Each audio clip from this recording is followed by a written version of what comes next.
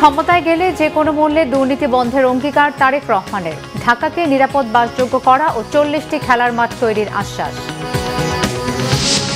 একটি দল মজলুম থেকে এখন জালেমের ভূমিকায়, অভিযোগ ডাক্তার শফিকের। দেশকে বিপদগ্রস্ত করার পরিকল্পনায় দলটি, বলেছেন নাহিদ। আগামীকাল সই হচ্ছে ঢাকা ওয়াশিংটন বাণিজ্য চুক্তি। পররাষ্ট্র উপদেষ্টা ও সচিবের সাথে মার্কিন রাষ্ট্রদূতের গুরুত্বপূর্ণ বৈঠক। ফের অনির্দিষ্টকালের ধর্মঘটে অচলাবস্থা চট্টগ্রাম বন্দরে। হার্ড লাইনে যাবার হুঁশিয়ারি কর্তৃপক্ষের, অনড় অবস্থানে থেকে পাল্টা হুঁশিয়ারি শ্রমিক কর্মচারীদের। দেখছিলেন ক্রাউন সিমেন্ট সংবাদ শিরোনাম। বিএনপি চেয়ারম্যান তারেক রহমান বলেছেন, গত 16 বছর অনেক মেগা প্রকল্প হলেও মানুষের ভাগ্যের কোনো মেগা পরিবর্তন হয়নি।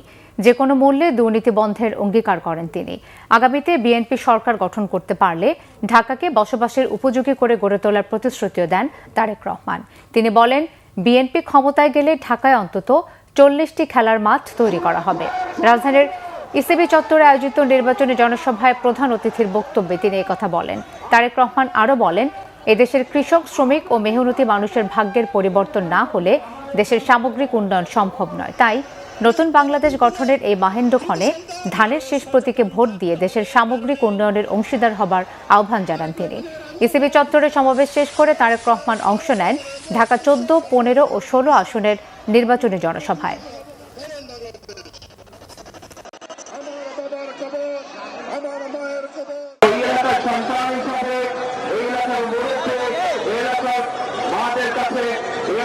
ভাইদের কাছে, এলাকার বন্ধুদের কাছে আজ আমি ধানের শীষের জন্য ভোট চাইছি। আজ আমি ধানের শীষকে জয়যুক্ত করার জন্য আমার এলাকাবাসী ভাই বোনদেরকে আমি বিনীত অনুরোধ জানাচ্ছি, যাতে আগামী 12 তারিখের নির্বাচনে আপনারা এই এলাকায় ঢাকা সদরতে ধানের শীষকে ইনশাআল্লাহ নির্বাচিত করেন। দর্শক, আমরা চলে যাচ্ছি রাজধানীর মিরপুরে ন্যাশনাল বাংলা স্কুলে, যেখানে নির্বাচনী জনসভায় এই মুহূর্তে বক্তব্য রাখছেন বিএনপির চেয়ারম্যান তারেক রহমান। কতগুলো মানুষ বসে আছে, কারা তারা বসে আছে? এই মানুষগুলো গত জুলাই আগস্ট মাসে যে গণ অভ্যুত্থান হয়েছে, এই মানুষের স্বজনেরা সেই জুলাই অভ্যুত্থানে তারা শহীদ হয়েছে। এখন প্রিয় ভাই বোনেরা, আজ এই 14 আসনে ধানের শীষের পক্ষ থেকে আমরা এমন একজন মানুষকে ধানের শীষে তুলে দিয়েছি যে গত 16 বছর ধরে এই যে স্বৈরাচার, গণ অভ্যুত্থানে যে স্বৈরাচার পালিয়ে গিয়েছে এই দেশ থেকে, এই স্বৈরাচারের সময় যত গুম হয়েছে, খুন হয়েছে, অত্যাচার হয়েছে, নির্যাতন হয়েছে, তার একটি প্রতীক হচ্ছে তুলি তথা ধানের শীষের প্রার্থী 14 আসনে। আমরা দেখেছি গত 16 বছর ধানের শীষের 14 আসনের প্রার্থী তুলি কিভাবে সারা বিশ্বকে জানিয়েছে, সারা বিশ্বের সামনে তুলে ধরেছে যে কিভাবে এই দেশে স্বৈরাচার গুমের রাজনীতি করেছিল, হত্যার রাজনীতি করেছিল, খুনের রাজনীতি করেছিল, মানুষকে অত্যাচার নির্যাতনের রাজনীতি করেছিল। এখন প্রিয় ভাই বোনেরা, আমরা আমাদের বহু সহকর্মী, বহু ভাইদেরকে আমরা হারিয়েছি, বহু বোনকে আমরা হারিয়েছি এই গণতন্ত্রের যে অধিকার, এই অধিকারকে অর্জন করতে গিয়ে। আজকে এখানে জুলাই শহীদদের পরিবাররা উপস্থিত আছে, আজকে এখানে তুলি যে উপস্থিত আছে প্রার্থী হিসাবে, তার নিজের পরিবারের থেকে সদস্য গুম হয়েছে। এখন প্রিয় ভাই বোনেরা, যেই মানুষগুলো শহীদ হয়েছে, যেই মানুষগুলোকে হত্যা করা হয়েছে, যারা খুন গুণের শিকার হয়েছে, আমরা কি তাদের ত্যাগকে বৃথা যেতে দিতে পারে? তাদের ত্যাগকে, এই যে ভাই পিছনে যারা আছেন, তাদের ত্যাগকে, এই মানুষগুলোর ত্যাগকে বৃথা যেতে দিতে পারে? পারি না আমরা বৃথা যেতে দিতে। যদি বৃথা না যেতে দিতে হয়, তাহলে কি কাজ করতে হবে? এক নম্বর কাজ হচ্ছে যে এই যে ভোটের অধিকার যে প্রতিষ্ঠিত হয়েছে, আমাদের এই ভোটের অধিকারকে, জনগণের এই ভোটের অধিকারকে আমাদের সত্যিকার ভাবে, শক্তিশালী ভাবে প্রতিষ্ঠিত করতে হবে। এবং এই প্রতিষ্ঠিত করার মাধ্যমেই আমরা দেশকে সামনের দিকে নিয়ে যেতে পারবো। গণতন্ত্র এই গত 16 বছর যাবত এই দেশে কোনো জবাবদিহিতে ছিল না, এবং যেহেতু জনগণের কাছে কোনো জবাবদিহিমূলক শাসন ছিল না, জনগণের কাছে জবাবদিহি করার মতন যারা শাসন ক্ষমতায় ছিল তারা জোর জবরদস্তি করে জনগণের অধিকারকে চাপিয়ে রেখেছিল। প্রিয় ভাই বোনেরা, আজকে এই 12 তারিখের নির্বাচন শুধু যে আমরা গণতন্ত্রের ভিত্তিকে মজবুত করবো তা নয়, গণতন্ত্রের ভিত্তিকে মজবুত করার পাশাপাশি 12 তারিখের নির্বাচন হচ্ছে আমাদের আগামী দিনের দেশ গঠনের নির্বাচন। 12 তারিখের নির্বাচন হচ্ছে আমাদের জনগণের ভাগ্যের পরিবর্তনের নির্বাচন। কাজেই আমাদেরকে প্রিয় ভাই বোনেরা এখন সামনের দিনে দেশ গঠন করতে হবে। আমরা আন্দোলন করেছি, আমরা সংগ্রাম করেছি, আমরা আমাদের ভোটের রাজনৈতিক অধিকার আমরা আদায় করেছি। এখন প্রিয় ভাই বোনেরা, সেই রাজনৈতিক অধিকারকে প্রতিষ্ঠিত করার মাধ্যমে আমাদেরকে করতে হবে দেশের উন্নয়ন, বাংলাদেশের মানুষের অর্থনৈতিক স্বাধীনতা আমাদেরকে ভিত্তিপ্রস্তর স্থাপন করতে হবে। অর্থনৈতিক স্বাধীনতা দল মত নির্বিশেষে, শ্রেণী পেশা নির্বিশেষে প্রত্যেকটি মানুষ যাতে অর্থনৈতিকভাবে স্বাধীন হতে পারে, আমাদেরকে সেই ব্যবস্থা নিশ্চিত করতে হবে প্রিয় ভাই বোনেরা। এবং সেই জন্যই আপনারা দেখেছেন যে আমরা জাতির সামনে কি উপস্থাপন করেছি।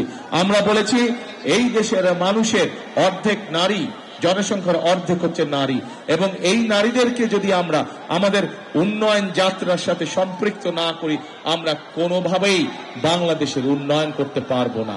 এবং সেই জন্যই এই দেশের খেটে খাওয়া নারী যারা, খেটে খাওয়া মানুষ যারা, খেটে খাওয়া পরিবারের যারা গৃহিণী, যারা মা, তাদেরকে আমরা অর্থনৈতিকভাবে স্বাবলম্বী করে গড়ে তোলার জন্য আমরা ফ্যামিলি কার্ডের কথা বলেছি।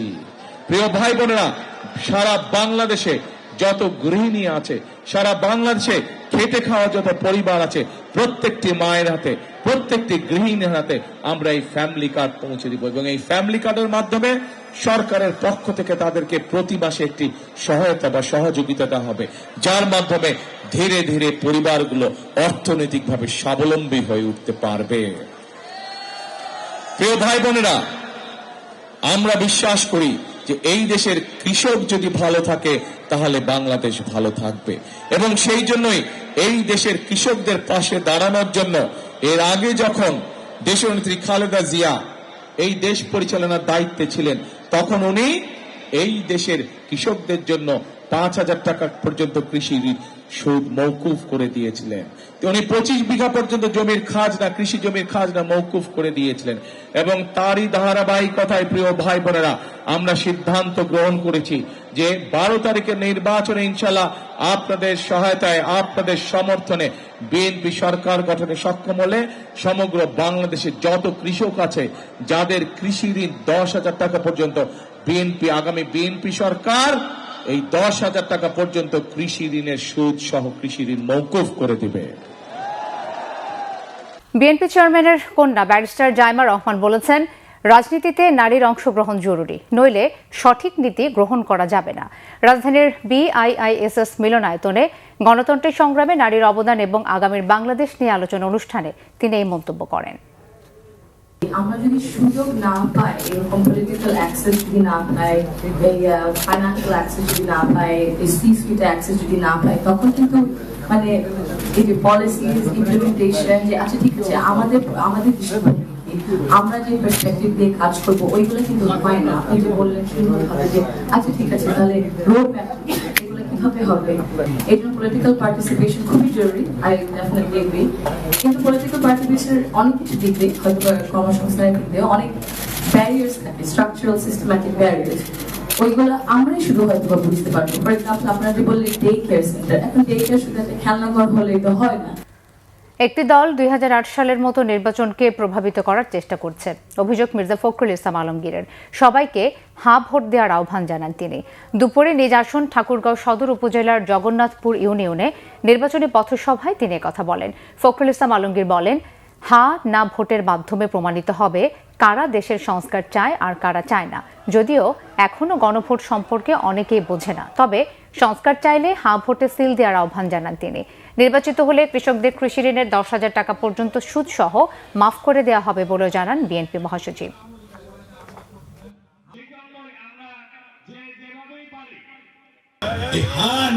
হচ্ছে যে কে কে সংস্কার চায়, কে কে সংস্কার চায় না। যারা সংস্কার চায় তারা বলবে হ্যাঁ, যারা বলবে চায় না তারা বলবে না। আমরা তো সংস্কার চাই, পরিবর্তন চাই না, চাই তো কবজাটা ঠিক হোক, দরজাটা ঠিক হোক, জানলাটা ঠিক হোক, তাই না? আমাদের দেশে এক ব্যক্তি শাসন নষ্ট হোক, আগের গভর্নমেন্টের মধ্যে ফ্যাসিস্ট না হোক, জবাব দিতে থাক, তাই না? এটাকে আমরা বলতেছি আমরা হ্যাঁ। 5 আগস্টের পর মজলুম থেকে একটি দল জালেমের ভূমিকায় অবতীর্ণ হয়েছেন বলে মন্তব্য করেছেন জামাত ইসলামের আমির ডাক্তার শফিকুর রহমান। 10 টাকায় চাল দেওয়ার মতো যারা বিভিন্ন কার্ডের স্বপ্ন দেখাচ্ছে তাদেরকে 12 তারিখ জনগণ লাল কার্ড দেখাবে বলেও মন্তব্য করেন তিনি। রবিবার রাজধানী বাড্ডায় ঢাকা 11 আসনের নির্বাচনী জনসভায় অংশ নিয়ে এই মন্তব্য করেন জামাতের আমির। এ সময় তিনি আরও বলেন, যারা বিগত 15 বছর কোথাও ছিলেন না তারাই এখন দেশে ফিরে মামলা বাণিজ্য ও চাঁদাবাজি করছে। এ সময় এনসিপির আহ্বায়ক এবং ঢাকা 11 আসনের জোট মনোনীত প্রার্থী নাহিদ ইসলাম বলেন, দেশকে বিপদগ্রস্ত করতে এগিয়ে যাচ্ছে একটি দল। 12 তারিখ জনগণ দখলদার ও ভূমিদস্যুদের ব্যালটের মাধ্যমে জবাব দেবে বলেও মন্তব্য করেন নাহিদ ইসলাম।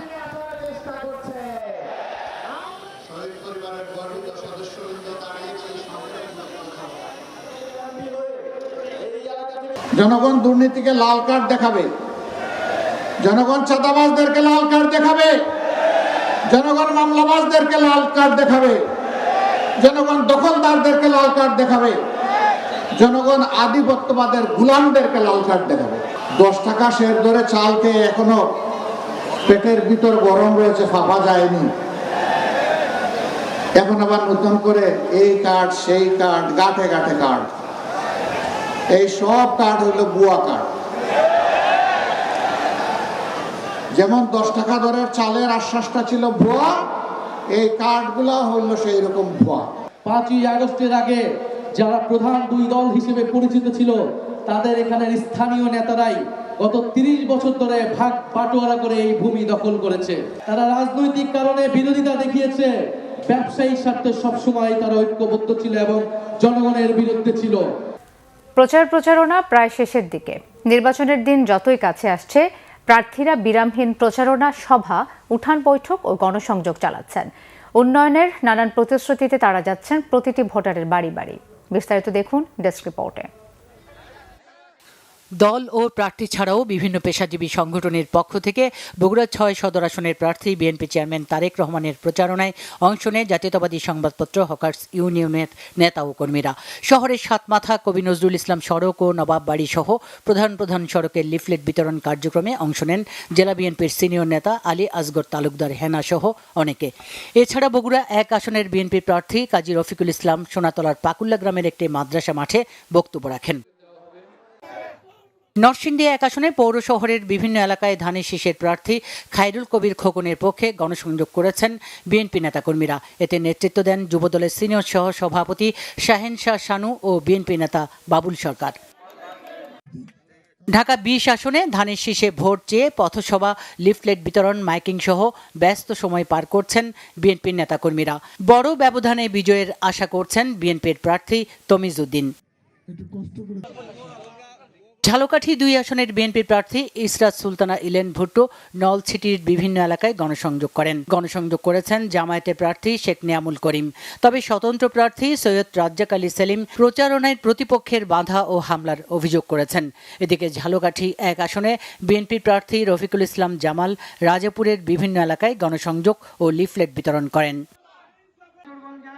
জেলা জামায়াতে ইসলামীর আমির ও কিশোরগঞ্জ 5 আসনের জামায়াত প্রার্থী মোহাম্মদ রমজান আলীর সভাপতিত্বে কিশোরগঞ্জের বাজিতপুর ডাক বাংলা মাঠে নির্বাচনী জনসভায় প্রধান অতিথি ছিলেন ইসলামী ছাত্র শিবিরের কেন্দ্রীয় সভাপতি নুরুল ইসলাম সাদ্দাম। কুষ্টিয়ায় 3 সদর আসনে জামায়াত প্রার্থী মুফতি আমির হামজার নেতৃত্বে মহিলা জামায়াতের নির্বাচনী মিছিল হয়েছে। সকালে শহীদ আবরার ফাহাদ স্টেডিয়াম চত্বর থেকে জামায়াতে ইসলামীর কুষ্টিয়া শহর নারী বিভাগ গণমিছিলটি বের করে। নাটোরে বিএনপি জামায়াত সহ সব দল ও স্বতন্ত্র প্রার্থীরা ভোট প্রার্থনায় যাচ্ছেন ভোটারদের দ্বারে দ্বারে। উন্নয়নের নানা প্রতিশ্রুতিতে সকাল থেকে গভীর রাত পর্যন্ত বিরামহীনভাবে ভোট প্রার্থনা করছেন প্রার্থীরা। মানিকগঞ্জ ৩ আসনে বিএনপির প্রার্থী আফরোজা খানম রিতার পক্ষে ব্যাপক গণসংযোগ ও মতবিনিময় করেছেন প্রার্থীর মেজ ছেলে রাশিদ সামিউল ইসলাম। দুপুরে নবগ্রাম ইউনিয়নের বিভিন্ন এলাকায় এই গণসংযোগ করেন তিনি। ঢাকা ১৯ আসনে বিএনপির প্রার্থী ডাক্তার দেওয়ান মোহাম্মদ সালাউদ্দিন বাবুর পক্ষে ধানের শীষ প্রতীকে ভোট চেয়ে প্রচারণা চালিয়েছে সাভার উপজেলা ডেইরি ফার্মার্স অ্যাসোসিয়েশন। কর্মসূচিতে নেতৃত্ব দেন সাভার উপজেলা ডেইরি ফার্মার্স অ্যাসোসিয়েশনের সভাপতি মাকসুদুর রহমান খান। সুচরিতা সূচি, বাংলা ভিশন নিউজ ডেস্ক।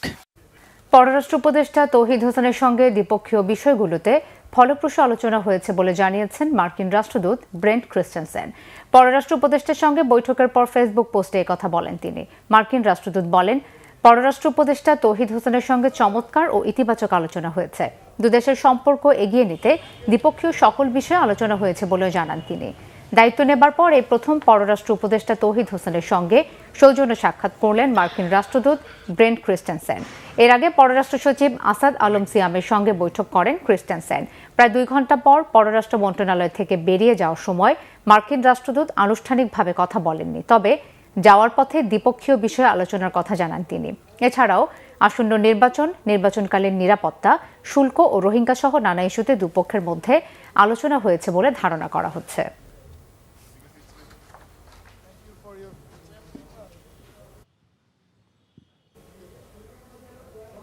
নির্বাচনে তফসিল ঘোষণার পর গেল 36 দিনে 15 জন রাজনৈতিক নেতা ও কর্মী নিহত হয়েছে।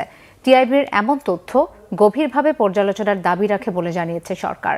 নির্বাচনী সহিংসতা ও হত্যাকাণ্ড নিয়ে টিআইবির প্রতিবেদনের প্রতিক্রিয়ায় প্রধান উপদেষ্টার প্রেস উইং এক বার্তায় এসব কথা জানায়। বার্তায় বলা হয়, পুলিশের নথি অনুযায়ী এই সবার মধ্যে সংগঠিত হত্যাকাণ্ডগুলোর মধ্যে মাত্র 5টি ঘটনাকে সরাসরি রাজনৈতিক পরিচয় বা রাজনৈতিক কর্মকাণ্ডের সঙ্গে যুক্ত করে।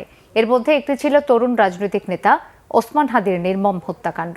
প্রতিটি হত্যাকাণ্ড নিন্দনীয় উল্লেখ করে সরকার বলছে, ওসমান হাদির হত্যাকাণ্ড ছিল বিশেষভাবে ভয়াবহ। সরকারের মতে টিআইবির প্রতিবেদনে যে বিষয়টি তুলে ধরা হয়নি তা হলো প্রেক্ষাপট। বাংলাদেশে নির্বাচনকে ঘিরে রাজনৈতিক সহিংসতা নতুন কিছু নয়। টিআইবির পরিসংখ্যান ও সরকারি তথ্যের পার্থক্য কোনো ধামাচাপা দেওয়ার ফল নয় উল্লেখ করেছে সরকার। কোনো সরকারই সহিংসতার সব প্রচেষ্টা ঠেকানোর শতভাগ নিশ্চয়তা দিতে পারে না, বিশেষ করে যখন প্রভাবশালী কিছু পক্ষ সচেতনভাবে বিশৃঙ্খলা সৃষ্টির আহ্বান জানাচ্ছে। তবে বর্তমান পরিস্থিতি আগের মতো নয় বলে জানিয়েছে অন্তর্বর্তী সরকারের প্রেস উইং। আন্তর্জাতিক শ্রমবাজারে দেশের সুনাম বজায় রাখতে সার্টিফিকেশন জালিয়াতি রোধে কাজ করার নির্দেশ দিয়েছেন প্রধান উপদেষ্টা ডক্টর মোহাম্মদ ইউনূস। তেজগাঁওয়ে প্রধান উপদেষ্টার কার্যালয়ে অনুষ্ঠিত জাতীয় দক্ষতা উন্নয়ন কর্তৃপক্ষের গভর্নিং বডির সভায় তিনি এই নির্দেশনা দেন। প্রধান উপদেষ্টা বলেন, জাতীয় ও আন্তর্জাতিক শ্রমবাজারের চাহিদার ভিত্তিতে দক্ষ মানব সম্পদ গড়ে তোলার ক্ষেত্রে এনএসডিএ খুবই ভালো ফ্রেমওয়ার্ক। আন্তর্জাতিক বাজারে বাংলাদেশের শ্রমশক্তির চাহিদা বৃদ্ধির সাথে সাথে এটি আরও গুরুত্বপূর্ণ হয়ে উঠবে। তিনি বলেন, বিশ্ববাজারে বাংলাদেশের শ্রমশক্তির চাহিদা অনেক, কিন্তু দক্ষতা প্রশিক্ষণের সরল জালিয়াতি ও প্রতারণার জন্য আমাদের কর্মীদের সুনাম ক্ষুণ্ণ হচ্ছে। চাকরিদাতারা আস্থা হারিয়ে ফেললে দক্ষতা উন্নয়নের উদ্যোগগুলো বিফল হবে।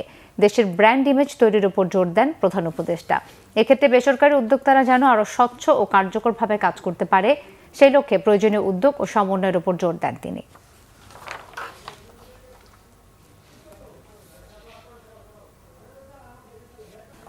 নৌপরিবহন উপদেষ্টার আশ্বাসের বাস্তবায়ন না দেখে ফের অনির্দিষ্টকালের ধর্মঘটে চট্টগ্রাম বন্দরে শ্রমিক কর্মচারীরা। এতে সকাল থেকে দেশের অর্থনীতির প্রাণ চট্টগ্রাম বন্দরে আবারও চলছে অচলাবস্থা। তবে হুঁশিয়ারিতেও কাজ না হয় এবার হার্ড লাইনে যাচ্ছে প্রশাসন। অন্যদিকে অনড় অবস্থানে থেকে পাল্টা হুঁশিয়ারি আন্দোলনকারীদের। চট্টগ্রাম থেকে শাহিদা পিয়ার রিপোর্টে বিস্তারিত। চট্টগ্রাম বন্দরে নিউ মোরিং কন্টেনার টার্মিনাল সংযুক্ত আরব আমিরাত ভিত্তিক প্রতিষ্ঠান ডিপি ওয়ার্ল্ডকে ইজারা দেওয়ার চুক্তির প্রক্রিয়া বাতিলের দাবিতে গত 4 ফেব্রুয়ারি থেকে অনির্দিষ্টকালের কর্মসূচি শুরু করে চট্টগ্রাম বন্দর রক্ষা সংগ্রাম পরিষদ। এতে পুরোপুরি অচল হয়ে পড়ে দেশের অর্থনীতির প্রাণ চট্টগ্রাম বন্দর। গুরুত্ব বিবেচনায় পরদিন নৌ পরিবহন উপদেষ্টা বিষয়টি নিয়ে আলোচনা করতে চট্টগ্রাম বন্দরে গেলে তার আশ্বাসে শুক্র ও শনিবার কর্মবিরতি স্থগিত রাখেন আন্দোলনরতরা। কিন্তু উপদেষ্টার আশ্বাসের বাস্তবায়ন না দেখে ফের রবিবার সকাল থেকে অনির্দিষ্টকালের ধর্মঘট পালন করছেন চট্টগ্রাম বন্দরের শ্রমিক কর্মচারীরা। এই অবস্থায় রবিবার দুপুরে বন্দরের কর্মকর্তা কর্মচারীদের সাথে জরুরি বৈঠক করেন চট্টগ্রাম বন্দর chairman rear admiral SM Moniruzzaman. বৈঠক শেষে তিনি জানান, বন্দরের শ্রমিক কর্মচারীরা কাজে যোগ না দিলে হার্ডলাইনে যাবে প্রশাসন। চুক্তি তো না হওয়ার আগে আপনি তো বলতে পারবেন না কি চুক্তি হয়েছে, তো চুক্তি এখনো হয়ই নাই। একটা প্রিম্যাচুর একটা প্রসেস নিয়ে এইভাবে আগের থেকে একটা ভন্ডুল করার আমার কাছে মনে হয় যে একটা অপপ্রচেষ্টা অথবা বাধাগ্রস্ত করার। এবং এটা আমি আপনাদেরকে শুধু এটুকু বলতে পারি, দেশের স্বার্থে এবং জনগণের স্বার্থে, ভবিষ্যতের স্বার্থে এবং বন্দরের স্বার্থে এইটা যেটা করার সেইটাই হবে। এখন কখন শেষ হবে, কবে হবে, এইটা ওই প্রসেসটা শেষ হওয়ার পরেই চুক্তি হবে। অন্যদিকে পাল্টা হুঁশিয়ারি দিয়েছেন আন্দোলনরত শ্রমিক নেতারাও। ডিপি ওয়ার্ল্ডকে চট্টগ্রাম বন্দরের NCT ইজারার প্রক্রিয়া বাতিল এবং চট্টগ্রাম বন্দর চেয়ারম্যানকে প্রত্যাহার করা না হলে উদ্ভূত পরিস্থিতির জন্য সরকারকে দায় নিতে হবে বলেও হুঁশিয়ার করেন তারা। এই চেয়ারম্যান ফ্যাসিস্টের কায়দায় আমাদের কর্মচারীকে বিভিন্ন ডিপার্টমেন্ট থেকে ধরে এনে বন্দর ফজলুর রহমান এডিটোরিয়ামে ঢুকাচ্ছে এবং সেখানে তাদেরকে বসিয়ে রেখে সে জোর করে একটি বক্তব্য উপস্থাপনের চেষ্টা করছে। সে সফলভাবে দেখাতে চায়, সেটা সভা করেছে। আমরা মনে করি সে বন্দরের চেয়ারম্যান, তার উচিত এই সমস্যাটাকে অ্যাড্রেস করে সমাধানের পথে যাওয়া, তা না করে সে রাজনৈতিক নেতার মতো বিকল্প কিছু একটা তৈরি করে দেশবাসীকে সরকারকে দেখাতে চায় চট্টগ্রাম বন্দরের কর্মচারী তার সাথে আছে। এটা অত্যন্ত ফেক এবং এটা তার গঠিত কাজ। আমরা এর তীব্র নিন্দা জানাই। এই অচল অবস্থা দীর্ঘ হলে আসন্ন রমজানে নিত্যপণ্যের সরবরাহ ব্যবস্থা ভেঙে পড়তে পারে বলে আশঙ্কা অনেকের। শাহিদা পিয়া, বাংলা ভিশন, চট্টগ্রাম। সুষ্ঠু ও অবাধ ভোট নিশ্চিতে নির্বাচন কমিশনের আরও কঠোর দেখতে চান বিশিষ্টজনরা। রবিবার সকালে জাতীয় প্রেস ক্লাবে গোলটেবিল আলোচনায় এই তাগিদ দেন তারা। বলেন, সুষ্ঠু নির্বাচনের দায়িত্ব নির্বাচন কমিশন এবং সরকারের পাশাপাশি রাজনৈতিক দলগুলোরও। রাজনৈতিক দলগুলোর সেরকম ভূমিকা দেখা যাচ্ছে না বলে অভিযোগ করেন বক্তারা। নির্বাচন কমিশন রাজনৈতিক দলগুলোকে নিয়ন্ত্রণে ব্যর্থ হচ্ছে বলেও অভিযোগ তাদের। বলেন, নির্বাচন কমিশনকে দেওয়া ক্ষমতা তারা প্রয়োগ করছে না। এবারের নির্বাচনে ফলাফল নিয়ে ঝুঁকির শঙ্কাও তাদের। জাতীয় নির্বাচন এবং গণভোট একসঙ্গে হওয়ায় ফলাফল প্রকাশে দেরি হতে পারে বলেও মনে করেন তারা। বলেন, ফলাফলে বেশি দেরি হলে সহিংসতা বাড়তে পারে, তাই এ বিষয়ে নির্বাচন কমিশনকে আগেই সতর্ক থাকার আহ্বান জানান বক্তারা। পরামর্শ দেন হুদা কমিশনের ভাগ্য বরণ না করার। এবারে দেশের বিভিন্ন জায়গার আরও কিছু খবর নিয়ে একটি ডেস্ক রিপোর্ট। নদী ও নদী পাড়ের মানুষের অধিকার নিয়ে লেখা জাগো বাহে তিস্তা বাঁচাই বইটি নিয়ে সাংবাদিকদের মুখোমুখি হয়েছেন এর লেখক, তিস্তা নদী রক্ষা আন্দোলনের সমন্বয়কারী ও লালমনিরহাট 3 আসনের বিএনপি প্রার্থী আসাদুল হাবিব দুলু। শহরের মিশন মোড়ে বিএনপির দলীয় কার্যালয়ে অনুষ্ঠিত মিট দ্য প্রেসে বইটি নিয়ে কথা বলেন তিনি। বইটি প্রকাশ করেছে অন্য প্রকাশ। আলোচনা সভা ও দোয়া মাহফিল সহ নানা আয়োজনে টাঙ্গাইলে পালিত হয়েছে শহীদ মির্জা আবু রায়হান জগলুর 39তম মৃত্যুবার্ষিকী। এ উপলক্ষে জেলা ছাত্র দলের উদ্যোগে একটি র্যালি বের করা হয়। পরে শহীদের স্মৃতিস্তম্ভে শ্রদ্ধা জানান কেন্দ্রীয় বিএনপির প্রচার সম্পাদক সুলতান সালাউদ্দিন টুকু। নীলফামারীতে বিএনপি নেতাকর্মীদের ওপর হামলা এবং ধানের শীষের ব্যানার পোস্টার ছেঁড়ার প্রতিবাদে সংবাদ সম্মেলন হয়েছে। স্থানীয় প্রেস ক্লাবের আয়োজন করে জেলা বিএনপি। বক্তব্য রাখেন জেলা বিএনপির আহ্বায়ক মীর সেলিম ফারুক। ইসলামী আন্দোলন বাংলাদেশের আমির চরমোনাই পীর মুফতি সৈয়দ রেজাউল করিমের ব্রাহ্মণবাড়িয়া সফর ও জাতীয় সংসদ নির্বাচন উপলক্ষে সাংবাদিকদের সাথে মতবিনিময় হয়েছে। স্থানীয় প্রেস ক্লাবের আয়োজন করে দলটির নির্বাচন পরিচালনা কমিটি। এতে লিখিত বক্তব্য পাঠ করেন জেলা ইসলামী আন্দোলনের সভাপতি মাওলানা আবুল কালাম আজাদ। জাতীয় সংসদ নির্বাচনকে সামনে রেখে আইনশৃঙ্খলা পরিস্থিতি স্বাভাবিক, শান্তিপূর্ণ ও নিয়ন্ত্রিত রাখতে ময়মনসিংহে যৌথ বাহিনীর নির্বাচনকালীন নিরাপত্তা মহড়া অনুষ্ঠিত হয়েছে। নগরীর সার্কিট হাউস মাঠে সেনাবাহিনী, বিজিবি ও পুলিশের বিভিন্ন ইউনিট এই মহড়ায় অংশ নেয়। পরে নগরীর বিভিন্ন এলাকায় টহল দেন তারা। আনসারদের নির্বাচনী প্রশিক্ষণ অনুষ্ঠিত হয়েছে জয়পুরহাট স্টেডিয়াম মাঠে। ভার্চুয়ালি যুক্ত হয়ে কার্যক্রমের উদ্বোধন করেন বাংলাদেশ আনসার ও গ্রাম প্রতিরক্ষা বাহিনীর মহাপরিচালক মেজর জেনারেল সাজ্জাদ মাহমুদ। এতে সভাপতিত্ব করেন জেলা আনসার ও গ্রাম প্রতিরক্ষা বাহিনীর কমান্ডার নজরুল ইসলাম।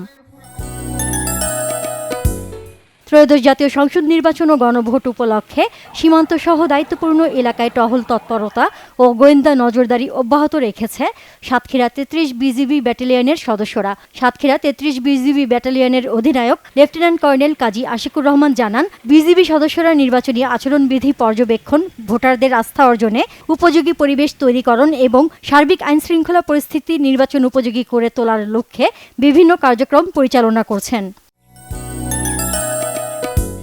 ত্রয়োদশ জাতীয় সংসদ নির্বাচন উপলক্ষে বরিশালে সাংবাদিকদের সাথে মতবিনিময় করেছে বাংলাদেশ সেনাবাহিনী। স্থানীয় এলজিইডি কার্যালয়ের সভাকক্ষে এতে বক্তব্য রাখেন বাহিনীর স্থানীয় মৎস্য প্রশিক্ষণ ক্যাম্পের কমান্ডার মেজর সৈকত। জাতীয় সংসদ নির্বাচন ও গণভোট সামনে রেখে নওগাঁয় সাংবাদিক, পর্যবেক্ষক, পোলিং এজেন্ট ও নির্বাচন সংশ্লিষ্ট ব্যক্তিদের সাথে মতবিনিময় সভা অনুষ্ঠিত হয়েছে। সদর উপজেলা পরিষদ অডিটোরিয়ামে সভায় বক্তব্য রাখেন প্রধান অতিথি রাজশাহী আঞ্চলিক নির্বাচন কর্মকর্তা আনিসুর রহমান। নবম পে স্কেল বাস্তবায়ন সহ কয়েকটি দাবিতে কুষ্টিয়ায় বিক্ষোভ ও সমাবেশ করেন জেলার সরকারি কর্মচারী ঐক্য পরিষদ। জেলা প্রশাসকের কার্যালয়ের সামনে এতে অংশ নেয় সংগঠনের নেতাকর্মী সহ সকল সরকারি দপ্তরের কর্মচারীরা। নর্থ ইস্ট ক্যান্সার হাসপাতালের উদ্যোগে সিলেটে পালিত হয়েছে বিশ্ব ক্যান্সার দিবস। এর উদ্বোধন করেন নর্থ ইস্ট প্রাইভেট লিমিটেডের ব্যবস্থাপনা পরিচালক অধ্যাপক ডাক্তার শাহরিয়ার হোসেন চৌধুরী। এ সময় উপস্থিত ছিলেন নর্থ ইস্ট মেডিকেল কলেজের অধ্যক্ষ অধ্যাপক ডাক্তার নাজমুল ইসলাম সহ চিকিৎসক ও কর্মকর্তারা। Nazneen Akhtar, Bangla vision news desk. সংবাদ শেষ করব ক্রাউন 7 শিরোনামগুলো আরো একবার জানিয়ে। ক্ষমতায় গেলে যে কোনো মূল্যে দুর্নীতি বন্ধের অঙ্গীকার তারেক রহমানের। ঢাকাকে নিরাপদ বাসযোগ্য করা ও 40টি খেলার মাঠ তৈরির আশ্বাস। একটি দল মজলুম থেকে এখন জালেমের ভূমিকায়, অভিযোগ ডাক্তার শফিকের। দেশকে বিপদগ্রস্ত করার পরিকল্পনায় দলটি, বলেছেন নাহিদ। আগামীকাল সই হচ্ছে ঢাকা ওয়াশিংটন বাণিজ্য চুক্তি। পররাষ্ট্র উপদেষ্টা ও সচিবের সাথে মার্কিন রাষ্ট্রদূতের গুরুত্বপূর্ণ বৈঠক। ফের অনির্দিষ্টকালের ধর্মঘটে অচলাবস্থা চট্টগ্রাম বন্দরে। হার্ডলাইনে যাবার হুঁশিয়ারি কর্তৃপক্ষের। অনড় অবস্থানে থেকে পাল্টা হুঁশিয়ারি শ্রমিক কর্মচারীদের। এই ছিল এখনকার মতো। পরের সংবাদ সন্ধ্যা 7:30 দেখার আমন্ত্রণ রইল। এছাড়া বাংলা ভিশন সংবাদ ও সংবাদ সংশ্লিষ্ট অনুষ্ঠান দেখতে ভিজিট করুন www.bvnews24.com ও facebook.com/banglavisionnews এবং সাবস্ক্রাইব করুন youtube.com/banglavisionnews। ধন্যবাদ।